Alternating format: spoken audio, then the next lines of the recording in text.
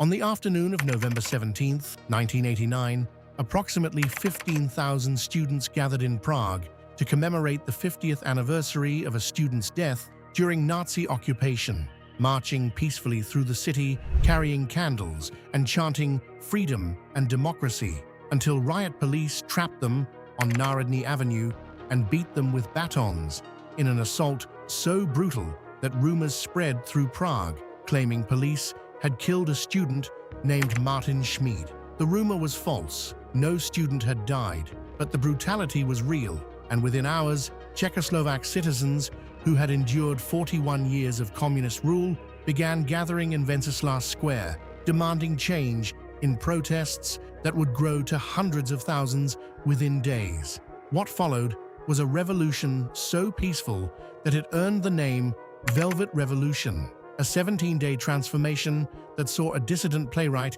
named Václav Havel go from political prisoner to president, while the communist government collapsed without firing a shot, making Czechoslovakia the most peaceful transition in the wave of 1989 revolutions that swept away communist regimes across Eastern Europe. Understanding the Velvet Revolution requires examining how Czechoslovakia had been silenced since the Prague Spring of 1968, when reformist communist leader Alexander Dubček attempted to create socialism with a human face by loosening censorship, allowing freedom of speech, and permitting some economic reforms. The experiment lasted 8 months before the Soviet Union, fearing that Czech reforms would inspire similar movements across Eastern Europe, sent tanks from 5 Warsaw Pact nations into Czechoslovakia on August 21,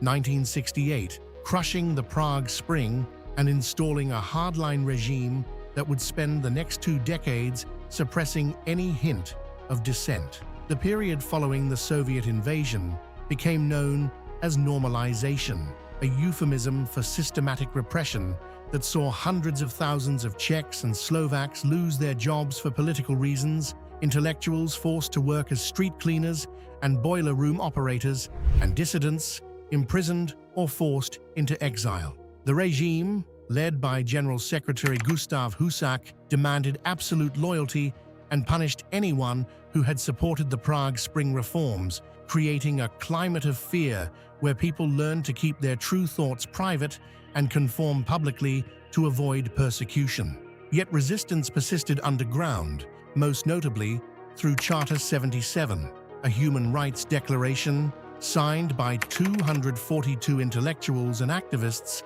in January 1977 that demanded the communist government respect basic freedoms guaranteed in Czechoslovakia's own constitution and international agreements it had signed. The regime responded by arresting, harassing, and exiling Charter 77 signatories, forcing them from professional positions and subjecting them to constant surveillance by the secret police known as the STB. Among the Charter 77 founders was Václav Havel, a successful playwright before 1968 who had been banned from theaters, repeatedly imprisoned for his activism, and forced to work in a brewery while writing essays and plays that circulated in samizdat, underground publications typed on manual typewriters and passed hand to hand. By 1989, Czechoslovakia appeared to be among the most stable communist regimes in Eastern Europe, with Husak maintaining rigid control and showing no interest in reforms, similar to Mikhail Gorbachev's glasnost and perestroika in the Soviet Union. The regime censored news about changes happening elsewhere in Eastern Europe, particularly the fall of the Berlin Wall on November 9, 1989. Though Czechoslovaks watching Austrian and West German television could see that the world around them was transforming, while their own government refused to change. The spark that ignited revolution came on November 17, 1989, officially designated as International Students' Day to commemorate Jan Opletal, a Czech student killed by Nazis in 1939. The communist regime had approved a sanctioned student march to Opletal's grave, expecting a controlled ceremonial event, but students had other plans. Approximately 15,000 students gathered in central Prague for what began as an officially approved commemoration, but quickly transformed into something more dangerous as students carried banners reading "Freedom and Democracy" while chanting slogans demanding change. The march proceeded peacefully to Vyšehrad Cemetery, where students laid flowers at Opletal's grave. Then the crowd spontaneously decided to march toward Wenceslas Square in central Prague, rather than dispersing as authorities expected. Students walked through Prague carrying candles and singing, their numbers swelling as ordinary citizens joined the procession, creating a river of people flowing through the city center, while riot police assembled to block their path. At approximately 8 o'clock in the evening, students reached Národní Avenue, a street leading to the National Theatre, where they found their way blocked by cordons of riot police in helmets carrying shields and batons. The students sat down peacefully, holding candles and flowers, chanting, "We have bare hands," to demonstrate their non-violence, while attempting to convince police to let them pass. For nearly an hour, the standoff continued as students sang and talked with police, with some students placing flowers in police shields and trying to reason with officers they recognized as working-class Czechs like themselves. Then, at approximately 9 o'clock, without warning, riot police attacked, wading into the seated students with batons and beating anyone within reach in a coordinated assault that trapped students in the narrow street with no escape routes. Students who tried to run were chased down and beaten. Young women were clubbed to the ground, and police showed particular brutality toward anyone carrying cameras or attempting to document the violence. The beating lasted for hours as police chased students through Prague's streets, creating scenes of chaos and terror that shocked witnesses who watched from windows or stood helplessly nearby. Medical personnel treating injured students reported broken bones, head injuries, and traumatic wounds inconsistent with crowd control, describing what appeared to be deliberate punishment beatings designed to terrorize rather than simply disperse the crowd. As news of the violence spread through Prague that night, a rumor emerged that police had killed a student named Martin Schmid, beaten to death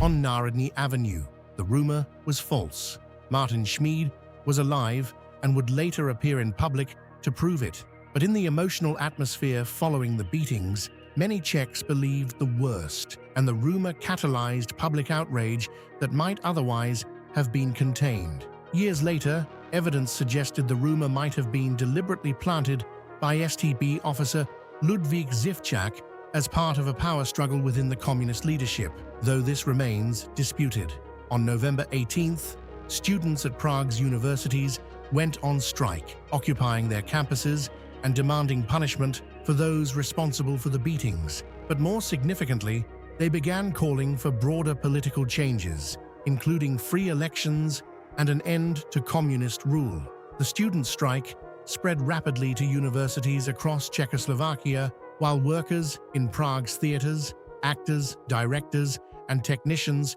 who remembered when Havel and other dissidents had been banned from their profession also went on strike in solidarity, transforming their theaters into meeting places and information centers. On November 19th, dissidents and students formed Civic Forum, an umbrella organization demanding dialogue with the government about political reforms, and chose Václav Havel as their spokesman despite his lack of political experience. Recognizing that his moral authority as a dissident who had suffered imprisonment for his principles made him the natural leader of the movement, Civic Forum established headquarters in the Magic Lantern Theatre, a small avant-garde venue where activists worked around the clock, organizing protests, printing leaflets, and coordinating with similar movements emerging across Czechoslovakia, including Public Against Violence in Slovakia. The first major protest organized by Civic Forum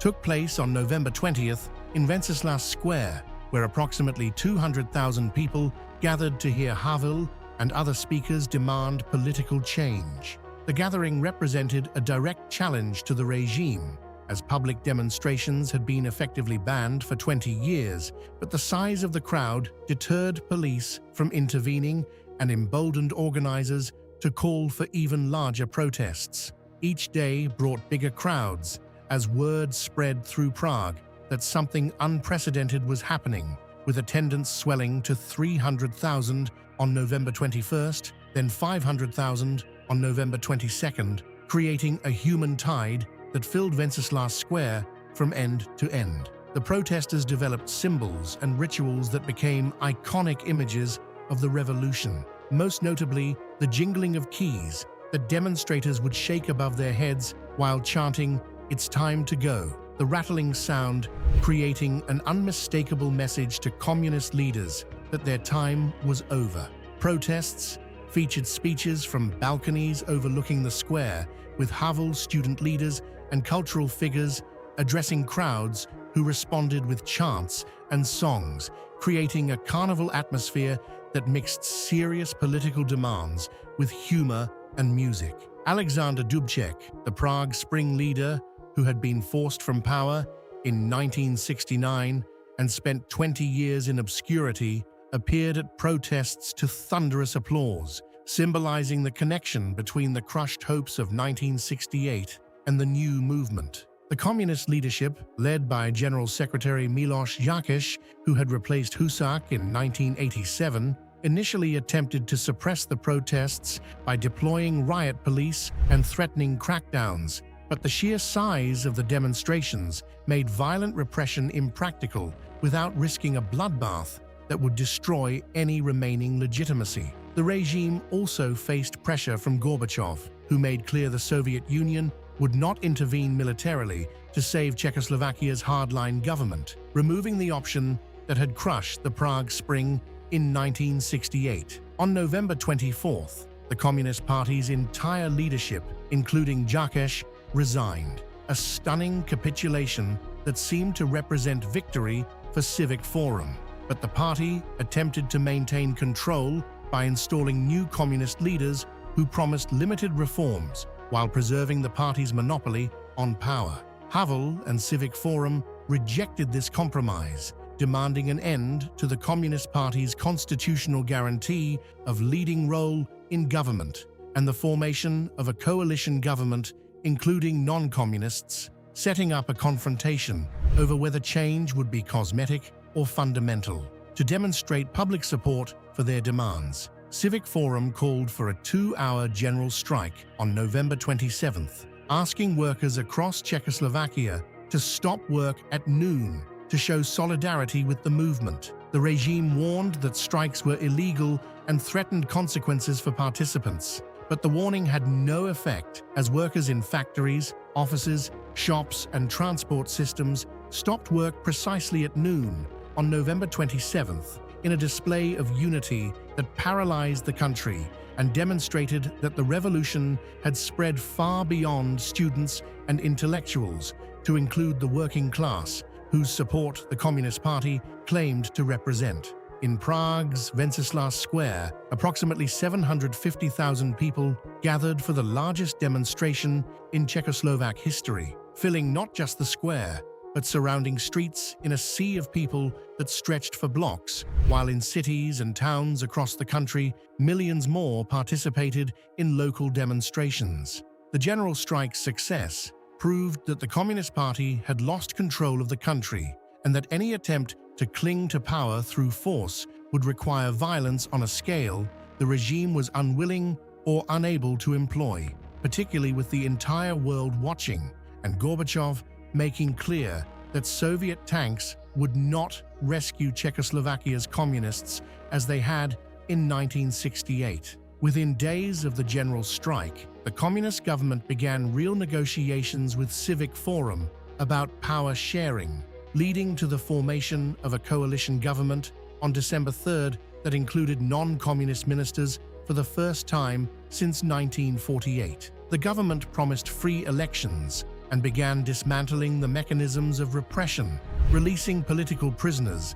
and ending censorship, though communists still held key positions, including the presidency. The final act of the revolution came in late December, as Civic Forum pressed for complete change rather than accepting half measures. On December 10th, President Gustav Husak, who had presided over normalization for 2 decades, swore in a new coalition government with a non-communist majority, then resigned, creating a power vacuum that Civic Forum moved to fill. The question of who would become president focused attention on Havel, whose moral authority and role as revolution's spokesman made him the obvious choice, despite having no government experience and having been in prison as recently as May 1989. The journey from prisoner to president seemed almost surreal to those who knew Havel's biography, as he had spent 5 years in communist prisons between 1979 and 1983 for his human rights activism,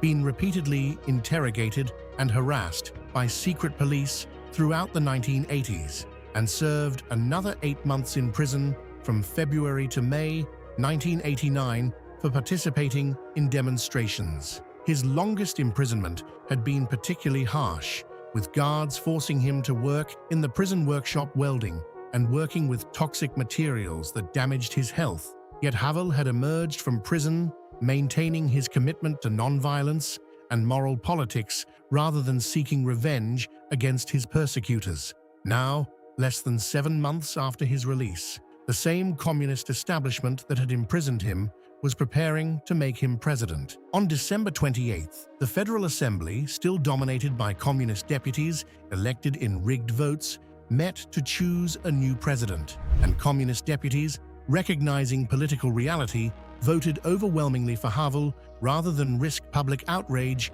by opposing him. The next day, December 29th, Václav Havel was inaugurated as president of Czechoslovakia in ceremonies at Prague Castle, completing a journey from dissident playwright to head of state in just 42 days, while delivering an inaugural address that promised truth, democracy, and moral government after decades of lies and corruption. Havel's presidency symbolized the revolution's peaceful character and its commitment to moral rather than violent transformation, as the new president had spent the previous 20 years writing plays and essays about truth and conscience, rather than organizing armed resistance or plotting coups. His inauguration represented vindication for everyone who had been persecuted during normalization, and hope that Czechoslovakia could build a democratic society based on principles rather than force. The Velvet Revolution succeeded in transforming Czechoslovakia from communist dictatorship to democracy in 17 days without firing a shot, making it the most peaceful of the 1989 revolutions that swept away communist regimes across Eastern Europe. The revolution's success demonstrated that determined non-violent resistance could overcome authoritarian rule when several factors aligned, including loss of Soviet backing, divisions within the ruling elite, and mass public participation that made violent repression politically impossible. For Czechoslovakia, the revolution opened a path to democracy and eventual membership in the European Union and NATO, though the transition created economic disruption and social tensions that persist today. The peaceful nature of the revolution meant no scores to settle through violence and no revolutionary tribunals, allowing former communists to participate in democratic politics and creating stability that enabled economic reforms, though it also meant some former regime officials avoided accountability for repression. The transition from command economy to market economy created winners and losers, with some citizens prospering in the new system, while others struggled with unemployment and economic insecurity that communism's guaranteed employment had prevented, leading to nostalgia among some for the stability, if not the repression, of the communist era. The revolution's aftermath included the Velvet Divorce in 1993, when Czechoslovakia peacefully split into the Czech Republic and Slovakia, another example of negotiated change rather than violent confrontation, though nationalists on both sides complained that the separation happened without popular referendum. Both successor states successfully transitioned to democracy and market economies, joining the European Union in 2004 and demonstrating that post-communist transformation could succeed with proper reforms. For the broader world, the Velvet Revolution demonstrated that non-violent movements could succeed even against repressive regimes when conditions were right, inspiring later movements from the color revolutions in former Soviet republics to the Arab Spring uprisings of 2011. The image of protesters jingling keys and Havel's transformation from prisoner to president became symbols of peaceful democratic change and the power of moral authority over force. The revolution showed that authoritarian regimes claiming to represent the working class could be undermined when workers themselves withdrew their support through general strikes, revealing the hollowness of Communist Party's claims to popular legitimacy when actual public opinion could finally be expressed without fear of retaliation. The revolution also highlighted the crucial role of Gorbachev's decision not to intervene militarily as Soviet tanks had crushed the Prague Spring in 1968, demonstrating that authoritarian regimes depend on external support and that withdrawal of that support can enable democratic transitions. The contrast between 1968 and 1989 showed how dramatically the Cold War balance had shifted in 2 decades, with the Soviet Union no longer willing or able to maintain communist rule in Eastern Europe through force. The Velvet Revolution proved that revolutions need not be violent to succeed, that intellectuals and artists could provide moral leadership for political movements, and that ordinary citizens withdrawing their consent from authoritarian rule through strikes and demonstrations could bring down seemingly permanent regimes within days. The revolution that began with students being beaten on November 17th ended with a playwright becoming president on December 29th, demonstrating that even the most repressive systems could transform peacefully when people lost their fear and demanded change together. If you enjoyed this video, hit the like button and subscribe for more history content covering wars, revolutions, and events that shaped the modern world. Thanks for watching.